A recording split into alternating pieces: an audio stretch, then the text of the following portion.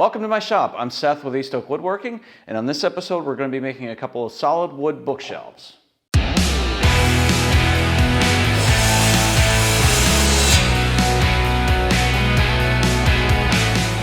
So for these bookshelves, I'm going to be building out of white oak. Now this white oak that I have was locally sourced.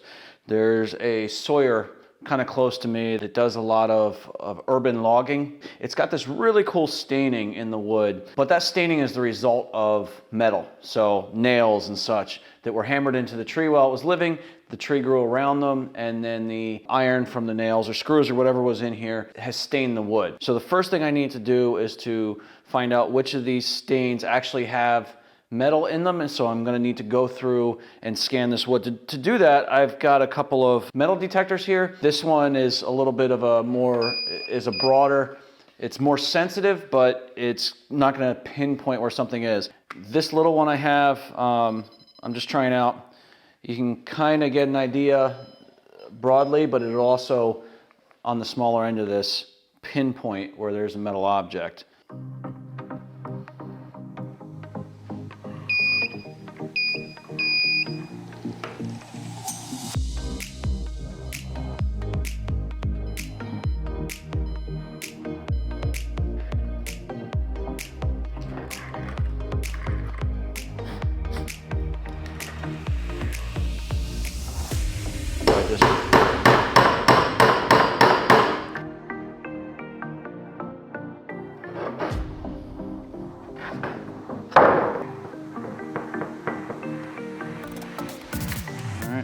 There we go.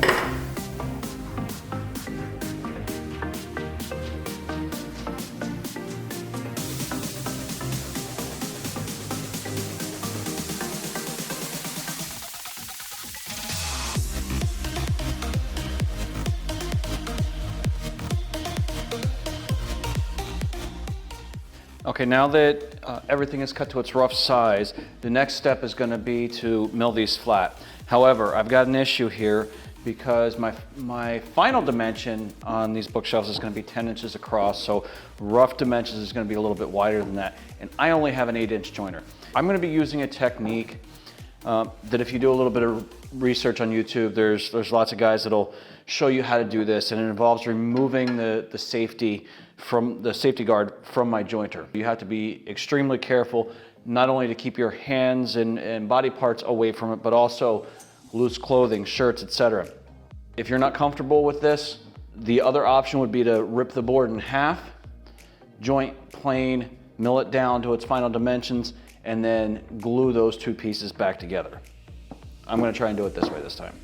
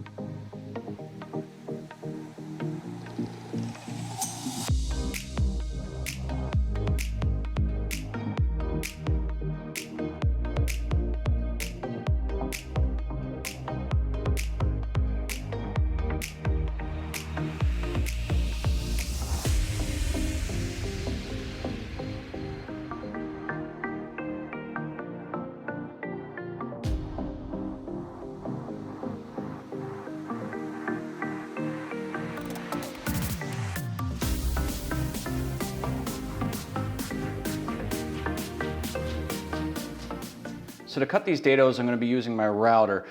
in combination with this jig. This is an exact width dado jig. It's not my design. This is Mark Spagnolo, aka the Wood Whisperer, his design. I'll leave a link in the description to his video where he shows you how to construct this. The thing works great. So I'm going to be using this. I've got it set to the thickness of the shelves. So I'll set this up and I'll lay it out lined up with the marks that I just made. And I'll use my router to cut a 3/8 inch deep dado for all the shelves.